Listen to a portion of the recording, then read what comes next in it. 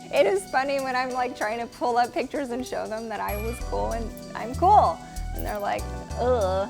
Hi everyone, this is Jessica Alba. I am on set with Romper, and this is how I handle the big parenting conversations.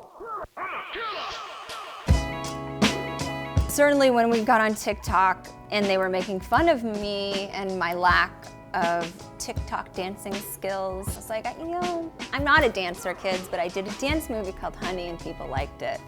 It's a bizarre reality, they didn't really know that I was an actress until a kid from school brought a magazine to school, and my oldest was horrified. And I was like, I'm sorry, I didn't tell you. Then my parents showed the kids a movie that I was in, which is, I'm just like, I just didn't expose them to that stuff, and I was like, oh my gosh, they still think I'm cringy, it doesn't really matter.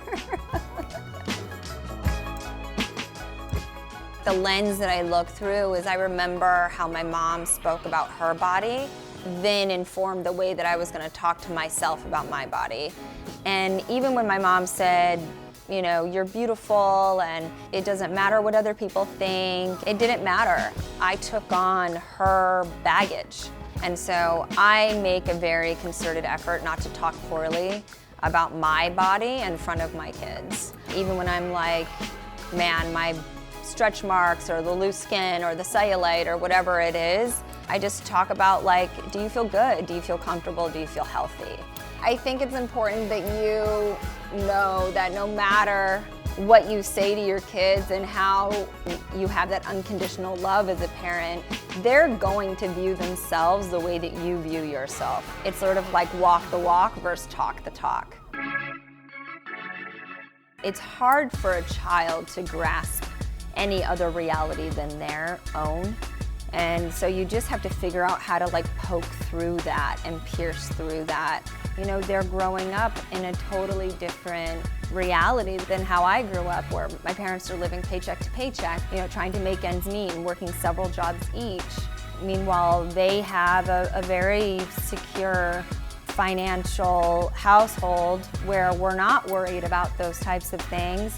So they need to have humility and compassion and also be very grateful for what they have, but know that it's not an entitlement. It's not something they should just expect. Like, they should always work hard. They should always be respectful. So I think there's only so much right that you can do and that they can comprehend. But I think if you consistently expose them to things outside of their safe little bubble, I think that that's good. I probably should choose my timing better, but I kind of just talk about it in the moment when it's happening.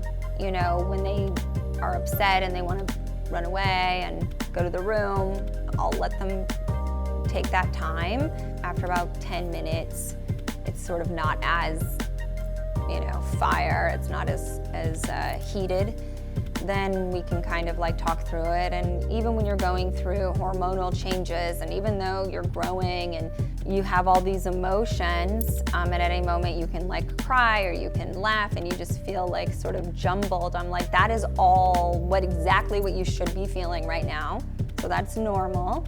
Don't hold it inside. You have to let it out. You have to express yourself.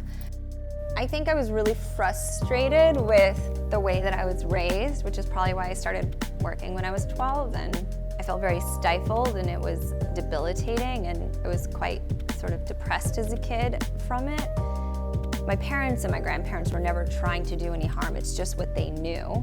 And so when it came to parenting, I just knew that I didn't want my kids to feel as trapped.